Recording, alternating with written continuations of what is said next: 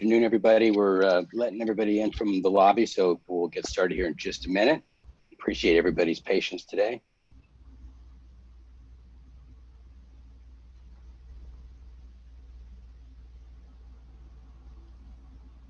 It does look like everybody's on. So good afternoon, everybody. My name is Eric Nelson. I'm the chairman of the Planning Commission and chairing the subcommittee on short-term rentals. Today's August 19th, and this is our stakeholder meeting for community groups. I want to welcome all of you for joining us today and appreciate the time and effort that you put into helping us try to craft the next phase of this process. Next slide. So with that, I'd like to really quickly go through introductions. I introduce myself.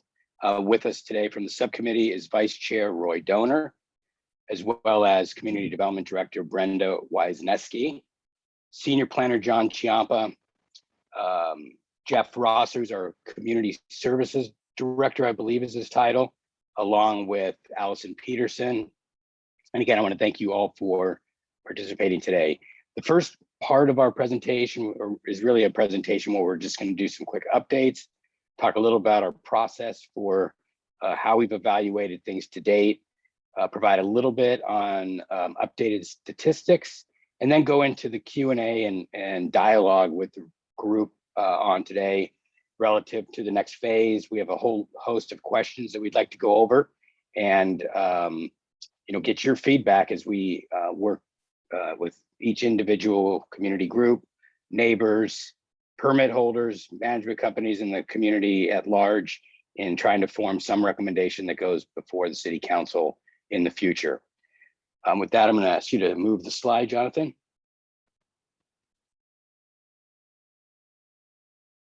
So if you recall, the subcommittee was formed shortly after the city council gave direction to city staff that what they want to as we start to craft these policies is to keep in mind three key things. One was to look at our neighborhoods and encourage or discourage absentee corporate investments, to protect against nuisances, and to balance the rights and responsibilities of all residents, as well as honoring HOA regulations.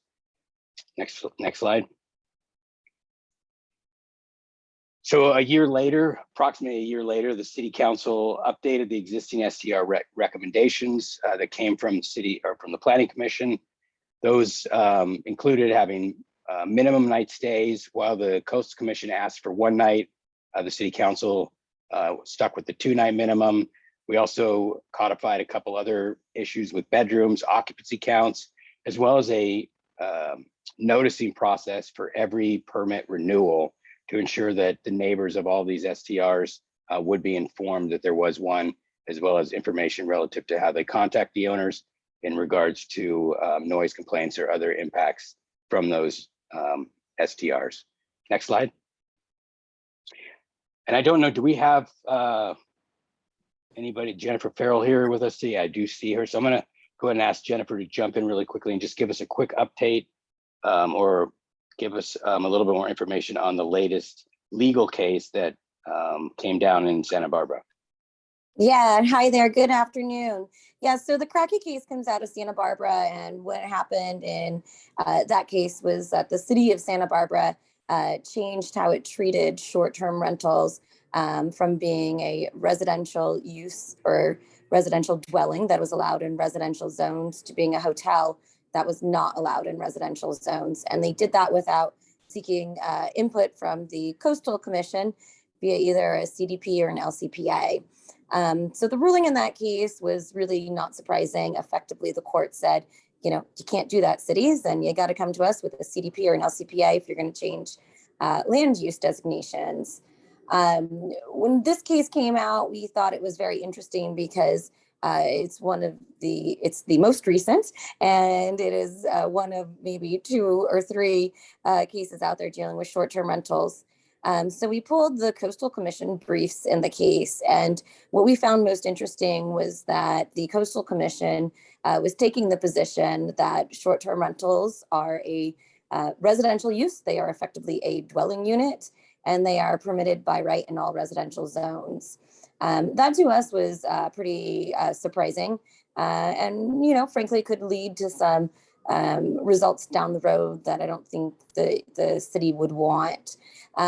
So because of that, we've sort of expedited our process here in terms of trying to get some regulations on the books. I do think, although the court didn't expressly adopt what the Coastal Commission proposed in its briefs, I do think it is, looking into the future. We know that Coastal will take that position again if there was never sort of a lawsuit out there. I think it's very likely the court could take that position, and we could be in a place where we would have short-term rentals permitted by right if we don't get something on the books approved by Coastal before that occurs. So that's sort of the lay of the land in terms of where we are from a legal standpoint. And with that, I'll turn it back over to you. Great, thank you for that. Appreciate that. Next slide, please. So with that in mind, one of the process we've been in is really trying to figure out how do we move this forward with a framework that's easy to understand, as well as some definitions, and recognize that the community has quite a bit of input and has had a lot of input over the years in short-term rentals. So we've taken that, we've looked at the community surveys, we've looked at the city council direction, as well as Coastal Commission guidance, code enforcement data, and then the input that we received during the first round of community input and stakeholder outreach to put together sort of a matrix of here's where we're at, and here are the options and the things that we need to discuss as a community to form some kind of a recommendation ultimately for the council to debate. Next slide. And so I want to hand it back over to Jonathan to talk a little bit about a few of the definitions that we think are important, as well as sharing some of the current data. And then from there, we'll get into the Q&A and back and forth discussion with the group. Thank you, Eric. So to go over the different types of short-term rentals that the city sees, there are effectively three types. The first is homestays, where essentially the property owner resides in their primary residence and they rent out rooms of their home.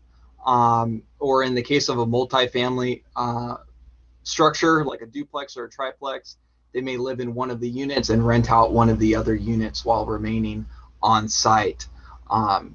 So that would be a homestay. A primary residence short-term rental is where the owner is renting their primary residence, so they live there the majority of the year, and they are renting it while they're not residing at the property. So they may be someone who's retired and traveling in the summer or the winter, and they would rent their home less than half of the year at different increments of time. Then last is non-primary residence, which is your traditional type short-term rental, where the property owner does not reside in the unit, and it is rented on a semi-regular basis as short-term rental. So those are the three types the city has identified, and in going through this process in phase 2, we felt like it'd be necessary to provide some data in regards to the short-term rentals. So we developed this map, which has a number of different pieces of information on it. So we've got a map of the city. You can see here in the faint blue line is a meandering dotted blue line of the coastal zone. Also, the locations of the short-term rentals are plotted. And we've divided up the different land uses throughout the city into three different colors here. Single family is in yellow. Then in orange, we have the multifamily zones.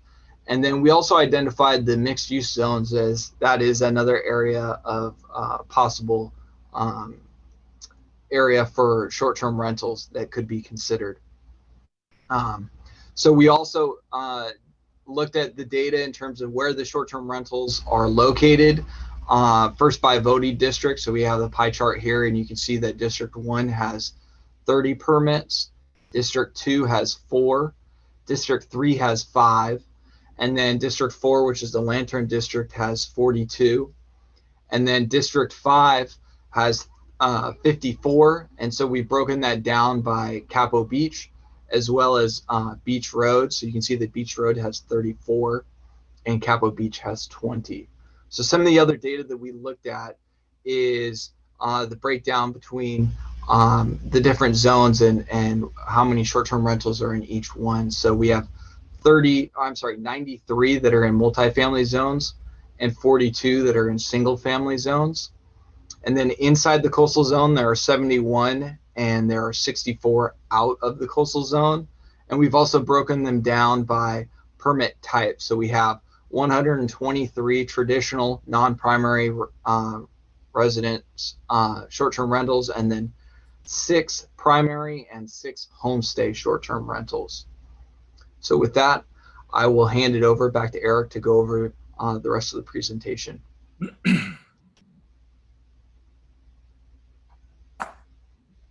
Thanks, Jonathan. You could advance the slide again. Appreciate that. And so this is the part where we really want to engage with the stakeholders that are on the call today. And we're going to go through a series of questions. I'm going to ask everybody the first time you speak, if you could just introduce yourself, give us your name and where you live. And I'm also going to let anybody speak, obviously, who wants to, just go ahead and unmute yourself when we pose the question. And I just ask that everybody be courteous and give everybody time to speak. And so with that, the first question that pops up is what types of STRs, if any, should be permitted, and whether we should look at zones relative to the types of permits. Sort of a general question, knowing that we have currently 135 existing permits and a coastal commission who's dead set on trying to make sure that we don't exclude STRs from our community. So I open up to anybody that'd like to start off.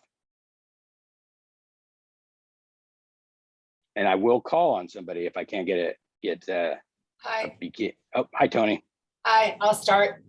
I think everybody, most residents are going to agree that non-primary, which I prefer to call investor STRs, because that's really what they are, should not be permitted in residential areas. I think they just don't have the interest in maintaining the neighborhood that neighbors do. And I think that makes people very, very nervous. People that don't live and work and send their kids to school in our community just don't have the same interest. The primary ones, I don't think people have as much of a problem, but they're very hard to regulate. It's really hard to have primary ones and have them not owned by investors. I think you're just opening up a whole can of worms there. And we know that enforcement is a really big issue in Dana Point and in every city.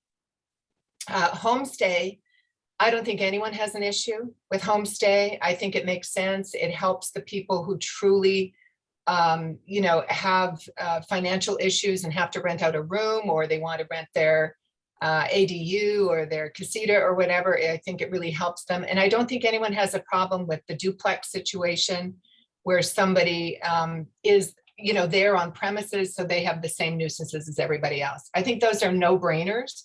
And everybody, most people are going to agree with that. The Laguna Beach ordinance, the resident group that I'm involved in that's been looking at these issues, we really love the Laguna Beach ordinance. We think it makes a whole lot of sense. And the Coastal Commission was all for it. And I think it confines this commercial sort of investor use to mixed use and commercial zones, which is where it belongs, because it's a hotel-like use. And they should be in their downtown. And that's probably where they want to be anyways, because they want to party and go to restaurants and so on. And the homestays in residential districts, I don't think are as much of an issue. The only proviso with STRs in mixed use areas is that it might cause problems with our affordable housing, because a lot of those are multi-unit areas. I was surprised to see that we had so many multifamily residences. And I know that we had a problem STR in the past where I think there were 8 units and the guy was renting them all out as short-term rentals. I think you closed him down. He had a ton of fines. And that's a kind of use I think we would want to prevent somehow. And I don't know how to do that, but maybe by saying that, only a certain percentage of a multifamily unit could be used for short-term rentals, which I believe is what Laguna Beach did. I think they only allow something like 20%. But their ordinance is a really good example of where everyone can come together and quit fighting and come to something that really makes sense for everyone. Great. Thank you very much, Tony. I appreciate the feedback. Hi, Don. Yeah, hi. Yeah, thanks for having this this Zoom meeting. Yeah, I want to just add a little bit to Tony's comments regarding the non-primary scenario. We're a perfect example of that right now here on Beach Road. That there's a rental that is managed by a rental management business. That's all they do. And they rented this house that has parking for 2 cars. And they rented it to a group that is in town for a wedding. Wedding's not going to be here on Beach Road, but it'll be here somewhere nearby. But they will all show up after the wedding down here on Beach Road. And last night at 1:30 in the morning, we had to intervene with them because they were making a lot of noise and carrying on and behaving the way you would normally behave if you were in town for someone's wedding. And the point being that the corporate type management of these rentals doesn't have the what do I say, the feet on the ground to watch these rentals as closely as they should. And it just seems like they're continually pushing the envelope and getting away with what they can, and probably coaching their renters to switch passes, you know, do the bait and switch thing, and which is what they do down here, and it's a headache. And you know, 1:30 in the morning, no one needs to have that kind of noise going on, and it's just a problem with the non-primary operations.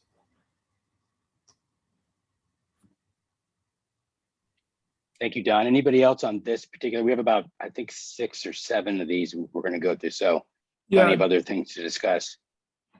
Eric, this is Mark Zanitas. I live in the Lantern District. Can you hear me? Yeah. Hi, Mark. Thanks. I want to follow up on what Tony said and comment a little bit on what I heard from Jennifer.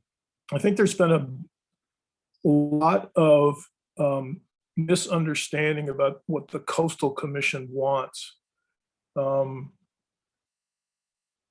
As Tony pointed out, the Coastal Commission worked with Laguna Beach on its regulations. It's simply not the case that they are unreasonably and rigidly in favor of short-term rentals that will devastate neighborhoods. They have learned over the past few years that short-term rentals have very significant impact on the availability of low-income housing, and they've been sensitized to the destruction of neighborhoods that STRs bring. So the notion that we all should be afraid of what the Coastal Commission is doing is really something that I think we should not be afraid of. The Cracky case makes very clear, by the way, that the regulations are to be done in conjunction with and in close communication with the Coastal Commission. And what I have seen is apparently the staff originally wanted to go to the Coastal Commission with its reports and so forth, and apparently the City Council doesn't want to do that and wants to go on its own. I don't know what communication, if any, is being had with the Coastal Commission staff, but the idea that we can proceed without the Coastal Commission is simply not viable. Cracky makes that clear. The statute, the Coastal Act, makes that clear. So I have 2 questions, really. What efforts, if any, are being made to communicate with the Coastal Commission staff on this subject? And secondly, I heard John's statement, and he addressed the very narrow subject of those STRs which are licensed. But as we all know, there are many unlicensed STRs.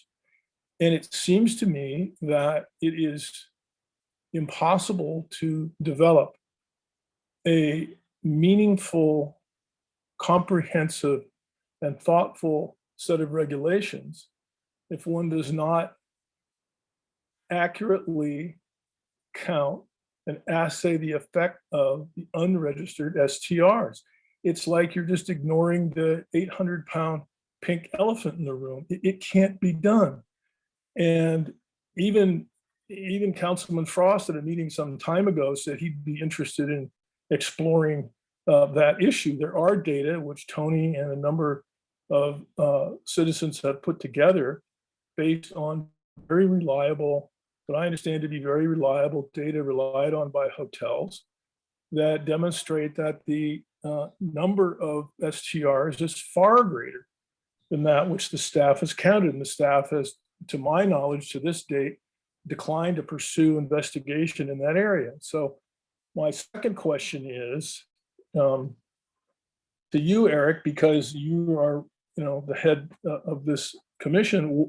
Why isn't the subcommittee pursuing the data that directly reveals the number of unregistered STRs? First of all, don't you think it's necessary? And if so, why aren't we pursuing, or why aren't you pursuing that data?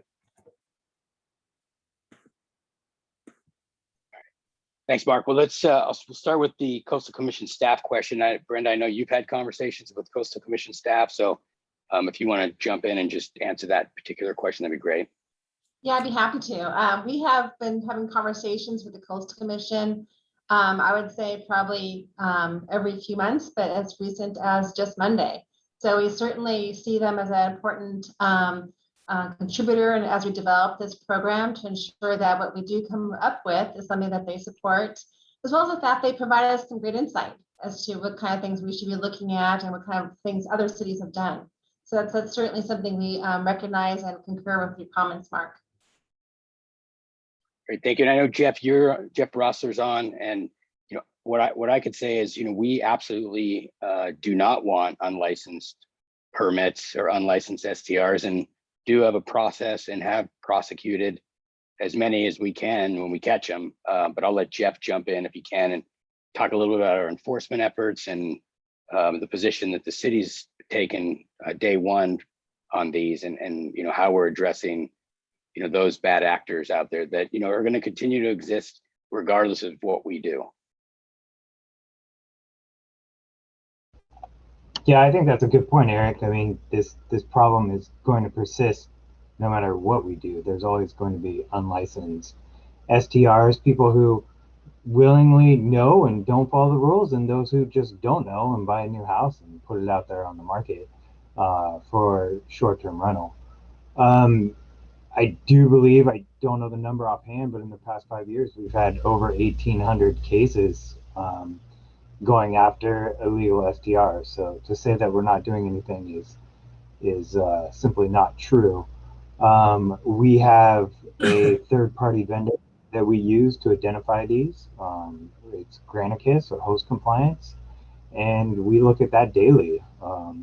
The homes that pop up that don't have the permits displayed and aren't part of our system of 135 homes get notice of violations, and if they don't take it down within a short time frame, then we continue to issue them citations and do continued enforcement efforts.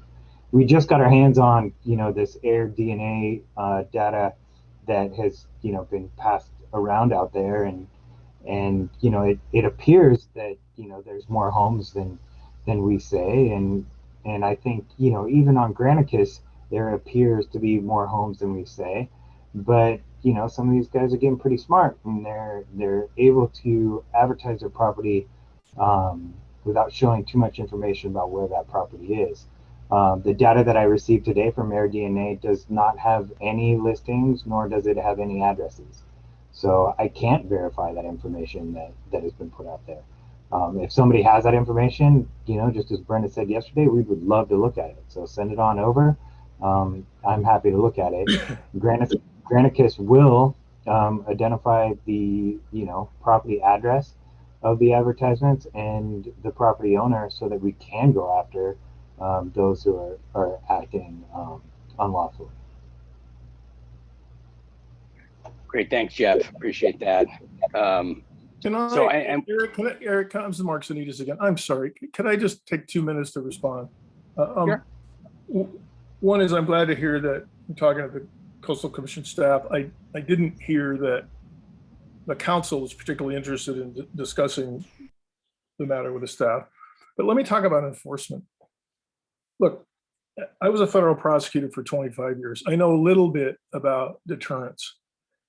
And what's quite clear, because I've looked at a lot of data over the past 2 years, is that the penalties are pitiful. They're pitiably. It is a pittance. It's a cost of doing business. And if the council and the staff are unwilling to push for serious penalties, which will provide a deterrent, then of course they'll continue. But the statement by Jeff, they'll continue regardless of what we do, is simply inaccurate. If you have vigorous enforcement and if you have serious penalties, I mean penalties that really hurt, then I've watched deterrence work. Now, I'm not saying you're going to get everybody, but you can certainly constrict the number and make it very expensive. For example, as of a couple of years or so ago, the city had not even bothered to collect 80% of the fines it had levied. Now, somebody needs to explain why it is that that is a vigorous enforcement effort. Are you not getting help from the city attorney? Why aren't those being followed up? And why aren't there, as part of this enterprise, I've not, maybe I missed it, I've not seen anything. I know penalties have been increased, but not very much in my view. So why not, if you're gonna have a program and you want people to play by the rules, why don't you put some teeth in the rules? Yeah, Mark, and I know that in the first round of this process, that was one of the discussion points that the subcommittee had, and I know Jennifer Farrell's on, maybe she can chime in. We've got I believe the fine is the maximum fine that we're allowed to implement statutorily, that we need the state to increase that. And there was some legislation, I don't know what happened to it, if it got done, but that would allow us to do more. But we already have the maximum fine amounts from what I understand. And it was something that we pressed on in the first round of this process. But Jennifer, if you can chime in on that, it'd be great. Yeah, state law, because we are not a charter city, limits the amount of fines that we are allowed to collect for code enforcement actions. So because we are not a charter city, we cannot go above that. I know that we have been vigorously prosecuting folks that we find out are operating without permits. And we did in the first round adopt what we think are pretty, harsher penalties, certainly, than what were in the original ordinance. And we did discuss that if the state law increases to allow additional penalties for violations, that we would like to see the penalties go up if the state allows us to. So we're bound by the state a little bit on this one. Well, how do you respond to the observation that you don't collect 80% of the fines you levy? I don't have any information along those lines. I have no knowledge that we don't collect the fines. My understanding is that we do, and we do prosecute. And I know that our office has been involved in several prosecutions. I don't know where you're getting your information that we don't collect 80% of the fines. Oh. We're getting that information from Public Records Act requests, Jennifer. Can I add? From the information from the city itself. And if that's no longer true, it might be good to have an update maybe for the next meeting showing actual fines levied and actual amounts collected and then number of people prosecuted, because that's public information too.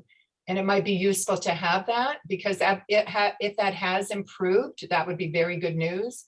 But we were pretty appalled when we saw the Public Records Act information. I think we had fines of $122,000 and a little over 22,000 was collected. So that's Yeah, and so right. that might be an issue, not that the city doesn't want to collect them, but collection efforts are pretty complicated. And because it is a code enforcement action, we're limited as to what assets we can attach. So that is likely an issue of, even though fines are imposed, collecting them is always a difficult issue in a number of different areas in civil law. I can certainly look into that in more detail though, and get some updated numbers. I do know Actually, that Tony, excuse me, Tony, Sorry. excuse me, Go ahead. Marcy. Actually, the data we looked at, Jennifer, reflected that no effort was made. So the statement you made that to the effect that collection efforts are complicated may be true. I think you overstate it, but no efforts were taken. So it's not the case that the complications were the problem. It's the lack of effort that was the problem. Again, I don't have any information along those lines. I have Jeff, I know additional. you wanted to jump in real quick, so I'm going to have you jump in, and then we do have a limited amount of time, and I want to make sure we get through all these questions. So Jeff, go ahead. Thank you, Eric. So just real quick, yeah, Jennifer is correct that as a general law city, our fine is limited to a maximum of 1,000. There is a Senate bill right now, SB 60, that is, I think this week being voted on, that would allow us to raise that if it is passed through the state Senate. That being said, about 4 years ago, there was a code case. We used to write citations, and if they weren't paid, we could put them on lien on the property tax. And there was a court case that doesn't allow us to do that any longer. And so there was a lag period where we weren't as diligent as we possibly could to collect on some of those fines, simply because we didn't have the mechanism we used to have. That being said, one of the things that I was tasked with when I was first brought back over to this department was figuring that out. And we have come up with a third-party vendor, Data Ticket, or Citation Processing Center, which now collects on all of our tickets, all of our citations, and follows up vigorously, and then sends them to the franchise tax board if they aren't collected on. So that has improved that number. I don't know if 80% is correct. I can't tell you that, but I do know it has increased it. Unfortunately, the franchise tax board collection program was put on suspension for a while during COVID. It did start back up in June. So we're hoping to see even greater progress in collection. Great, thanks, Jeff. And John, can you advance the slide? So I know we talked a little bit about where, what, and what types of permits should be allowed. And so with that in mind, I know that several of you shared that we really should just have homestays, knowing that we've currently got 135 STR permits. What are your thoughts on permit caps relative to each of these different types of permits? Should we have caps in the event there are some non-primary, primary, and homestays? Should they be located only in the coastal zone, or should we look at voting districts to allocate these zoning district census? I mean, we could categorize these in many different ways, but we thought, before we even go down that road to talk through what those potential options are, and wanted to get your feedback on the idea of caps. And if we do have caps, should we look at establishing boundaries around those caps, or certain areas where they are capped or not capped?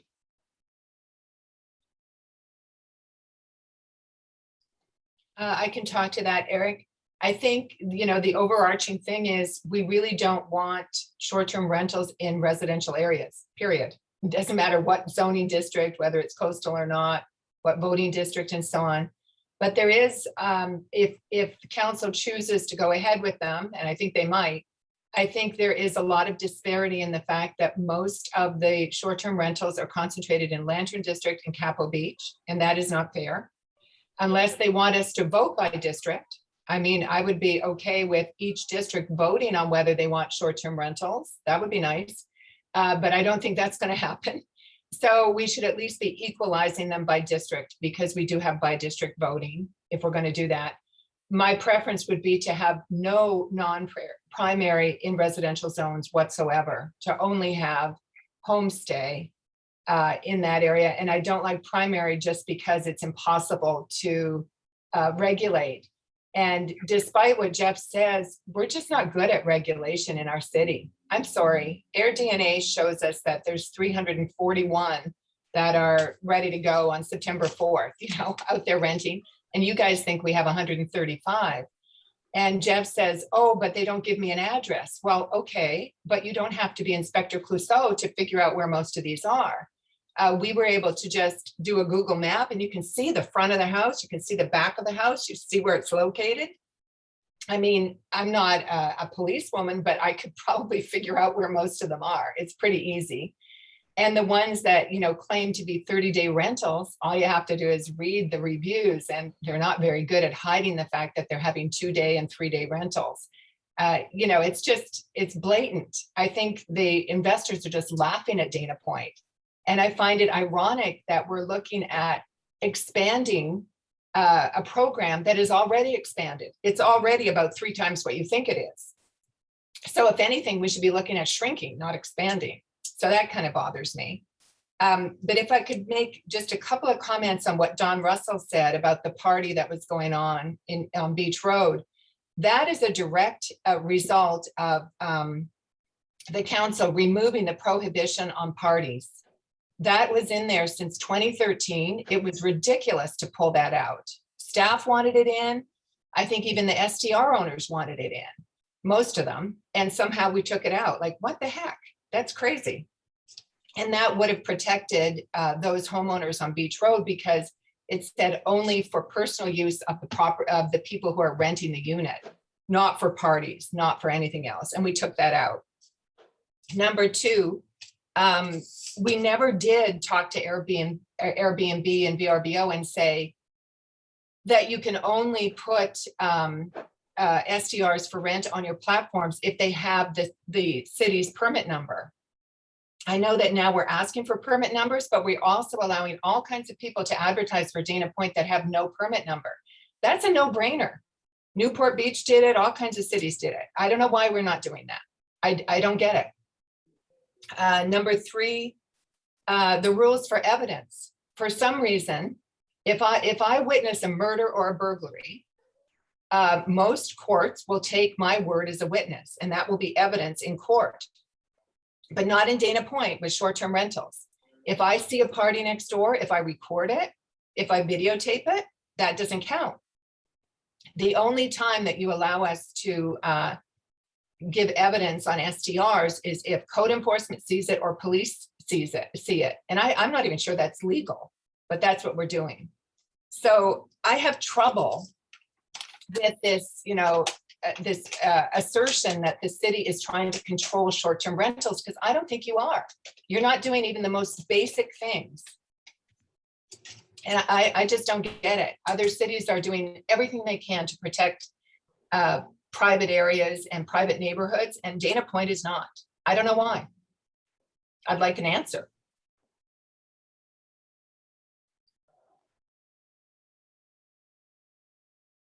Anybody else? Barbara Wilson, I would like to speak to that. As far as caps are concerned, there in 2016, the ordinance that the city was trying to put through did not put caps on STRs, and they did not put any type of requirement as to how close they could be to each other and so forth. And, those are things that should be considered. Besides, I think Tony made a very good point about the different districts, and Capo Beach is really having a much higher percentage than the rest of the city, except Lantern District. I think there needs to be some thought on that. And in terms of locations, I'm in agreement. I think the thought that the Coastal Commission is going to require that we have STRs in all our residential neighborhoods is a fallacy. From what Laguna Beach has a nod from the Coastal Commission, they have it, their ordinance, they've put it into mixed use and in commercial areas and the homestay situation. And that seems to be approved by the Coastal Commission. And I do not see where we have to go through and tackle all our residential neighborhoods when the city residents have really come out in council meetings and in the past referendum. Also, what needs to be thought about is our rental, our tenants in the city. We have about 40% of renters, and the affordable housing stock has never been lower. And I'm a realtor, and I just ran MLS just to see what kind of rentals would be available between $2,500 and $3,000 a month. There were 5. And the least expensive was a small 1-bedroom unit for $2,500 a month. Then there's 4 large apartment complexes in Dana Point, and their inventory is nearly non-existent. A 1-bedroom is approximately around $2,600, and 2 bedrooms are averaging about $3,400. At Prado West, their rates start about $3,700 and go to $6,000 for a 1-bedroom, and a 2-bedroom goes from $4,300 to $6,500. And they have no provision for low-cost tenants. And I was under the impression if a development was going to get a permit, that they had to mandate 15% of the units to accommodate low-cost tenants. I don't see where that happened in the Raintree development there.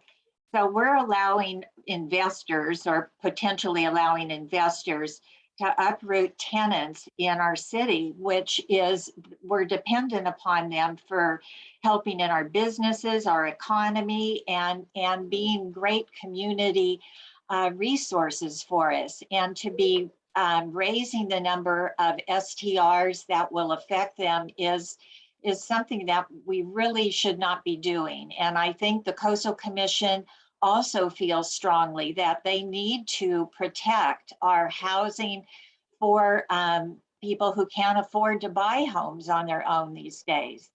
So I hope you'll keep that in mind. Another really important thing I think you need in coming to terms with what you want to include in the ordinance. An example is Newport Beach. They've had a short-term rental ordinance for quite a long time. There's been a lot of complaints from residents there. And now they are trying to change their ordinance by reducing their numbers, by adding an age requirement of not allowing people under 25 to be able to rent a STR. They want to change it to a 3-night minimum to try to stop this partying and people renting units that are likely to be causing more nuisances. And they're wanting to change Newport Island to homestay only. So they are locked in now because they have this ordinance, and it was approved by the Coastal Commission. To make a change, they're going to have to go to the Coastal Commission and try to get this change. So what I'm begging you is that we do this right, and we do not put ourselves in a position creating an ordinance that you may think is going to function, but is going to cause problems on all types of levels. So it's really, really important to take your time and do this correctly. So I think you owe that to the residents, and hope you'll consider those things when you're putting a pencil to paper there. Thank you. Thank you, Barbara. John, can you advance the slide? Because we've got about 15 minutes and we have several more items to go through.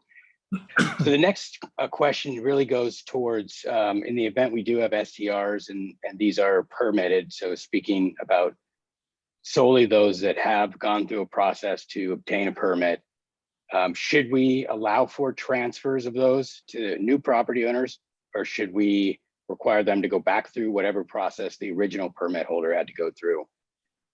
In the event we do have existing STRs that are permitted.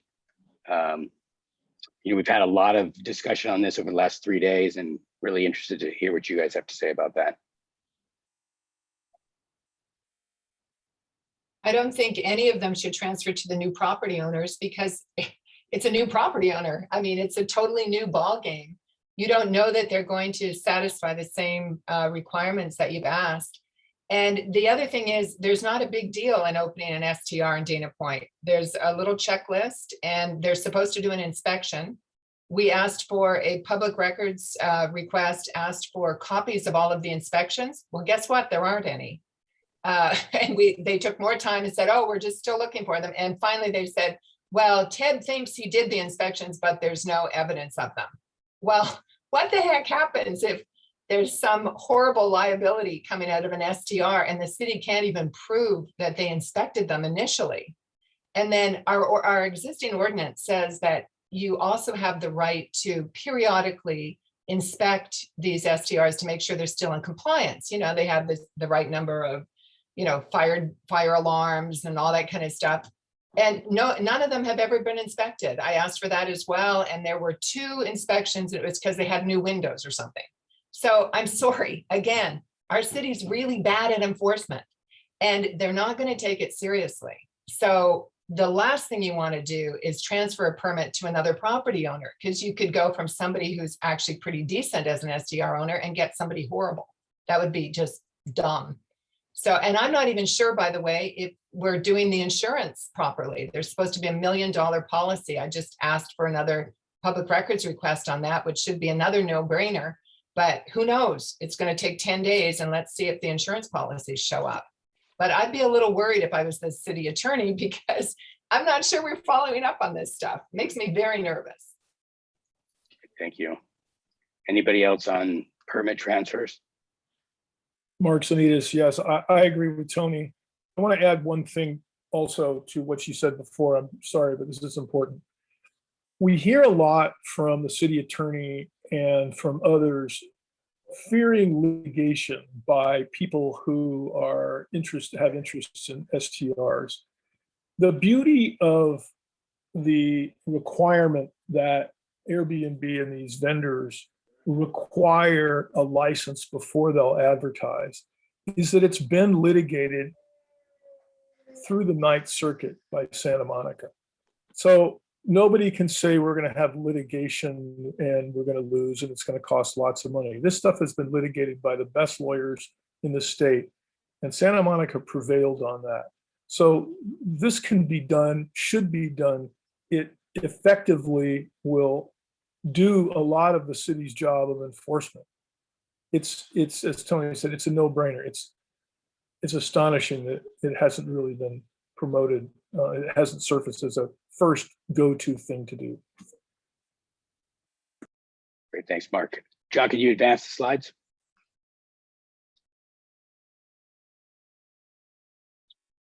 So I know the feedback we've gotten from the majority of you guys today regarding STRs, really, and I think the ones that we really want to focus on this particular question has to do with primary and homestays.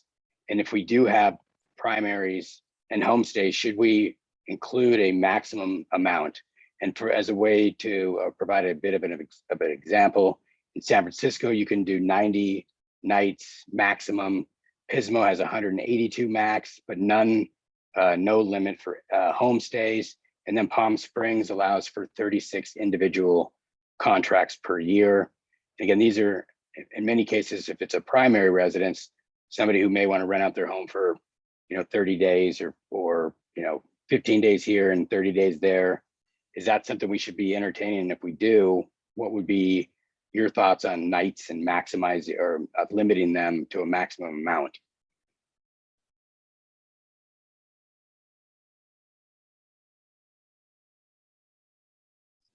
I'll speak on the primary. Those are the ones where people actually own their homes and are going away for a month on a cruise or something, and they want to rent it. Everybody thinks that they want to do that, but Eric and Roy, honestly, when it comes right down to it, most people go, gee, I don't know if I really want strangers in my house going through my underwear drawer and looking at all my tax files. So most people actually don't want to do primary when push comes to shove. And I think the proof is in the pudding, because almost all of our STRs are investors. We only have, what, 6 or something that are primary. So it's very small. And then again, the problem is, how are you going to regulate it? And I know we're not going to regulate it.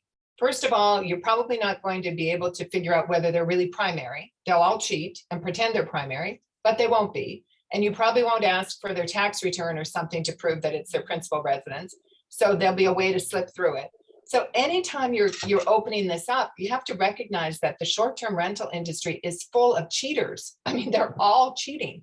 They're trying not to pay their TOT. You know, we have some in Dana Point that are really good managers. I got to admit it. They're honest. They pay their TOT. They do everything right. But they seem to be the exception. The rule is there's a lot of cheating going on. And anytime you open up any of these envelopes, you're going to get more cheating. So minimum night, sure, go ahead, put it in there. But your chance of regulating that effectively is really low, really low. I don't know how you do it unless you put Airbnb in charge of actually collecting the TOT, which you probably should do. Then you might have a chance of doing it. And I would recommend, you know, the shortest one you could have, you know, for a non-primary, I don't want them at all. Primary, you know, maybe how many times you're going to go on a cruise in a year, you know, for 3 times or something. 90 nights is probably plenty.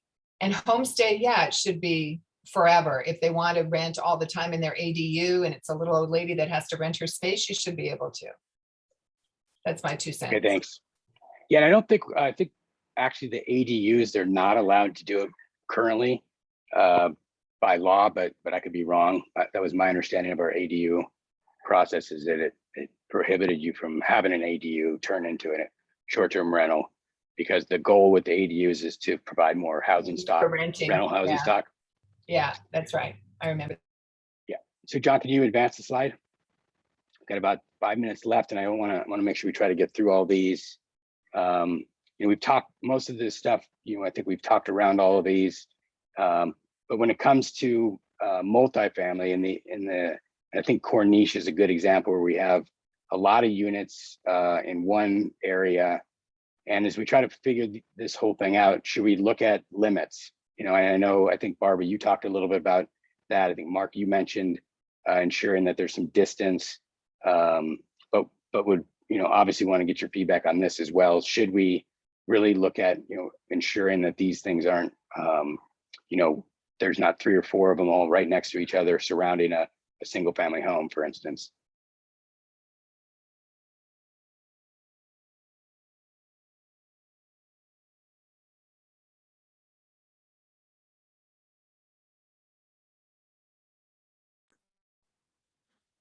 I think Lagunas make sense. I mean, Laguna Beach has spent a lot of time and a lot of effort on designing their program. I like their statute in general terms. I think this sounds reasonable to me. Great, thanks, Mark. John, can you advance the slide? You know, there's one, if you go, I don't know if it's in there, but I know we had a discussion about the existing permits and, you know, what do we do with those? Do we grandfather them as part of this process? Do we tell them all they've got to basically shut down? Love to get the feedback of the group before we go into this final, before we close out today's discussion, but your thoughts on the existing, you know, legal permitted, you know, the ones that we show as actually having a permit.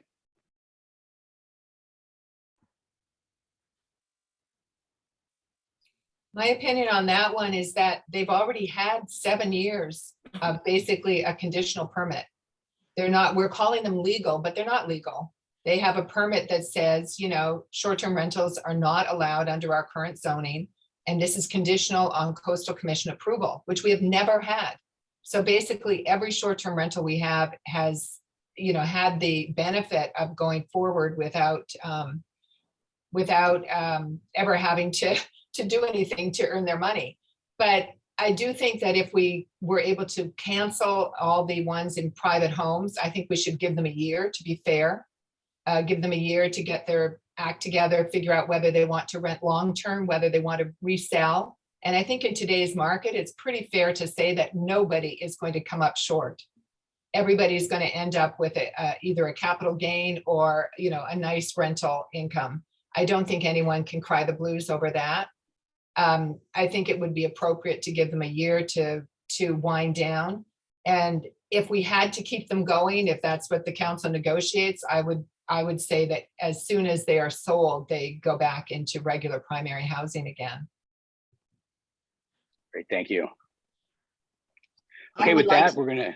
I'd like Sorry, go to ahead. agree with Tony on that. I think that's a very good idea to retire them at a date that makes sense, and truly they can rent them long term and do very, very well. So I don't see that they can claim a lot of damage on that. So as far as Laguna is concerned, they have maintained some of the short-term rentals in the residential areas. And I would question the Coastal Commission if that was part of the reason that their ordinance was approved. But I mean, the numbers certainly are much fewer than what they've allotted for in their zoning areas as far as commercial and mixed use. So they would be a small number. We just want to keep the residential areas, the R1, R2 areas without short-term rentals. And as far as Corniche is concerned, that should not be considered a mixed use area. That's a residential area, and there needs to be really, it's a shame there have been so many violations in that area. And if you go over the calls, it's just time after time, people are calling and begging for help and nothing gets done. So I think it's really important to clamp down on the number of units that you're planning on putting STRs into. Thank you. Great, thank you. And Carol, I saw you were holding up a sign. Is there something that you wanted to share?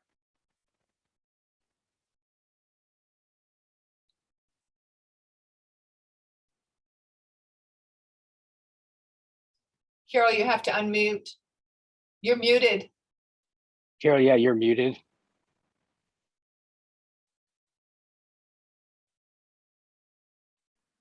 Okay, how about now? There I you just go. want to give a different perspective.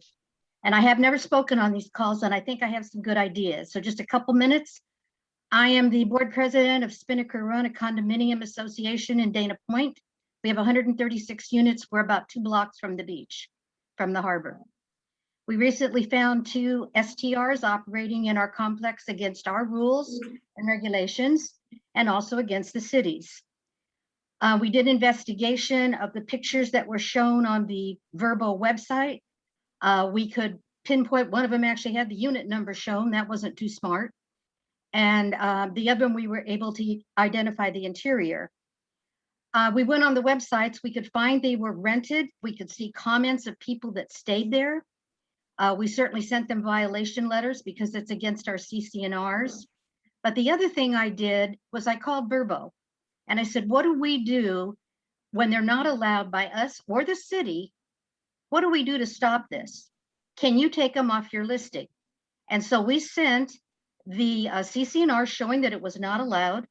We sent the city regulation showing it was not allowed and asked them to be removed.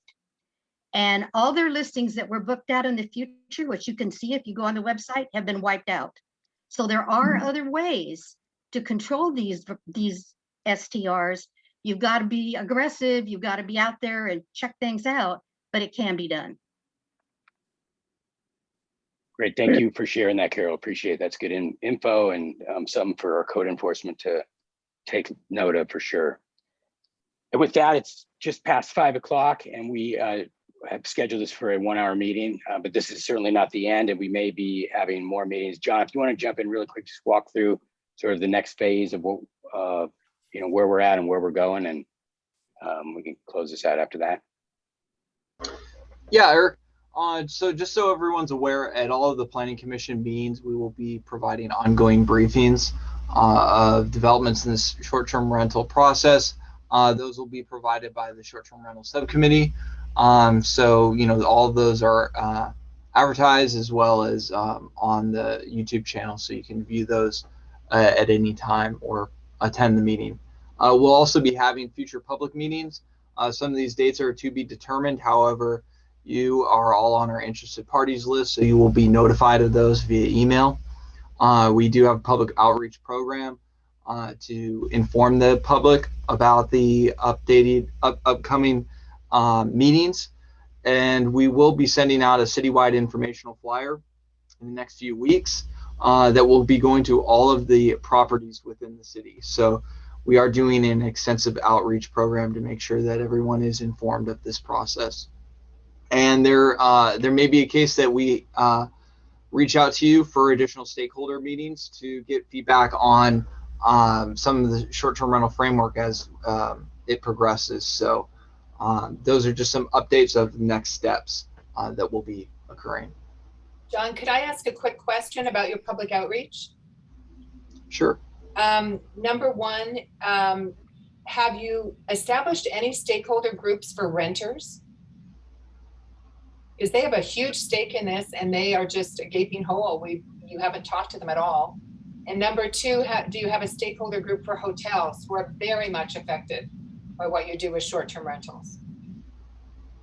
So as far as the renters, that's why we're sending out this mailer to all of the properties. Are they going to renters as well, or just property owners? It's just going to all of the residential properties. So it'll be addressed to property owners and tenants.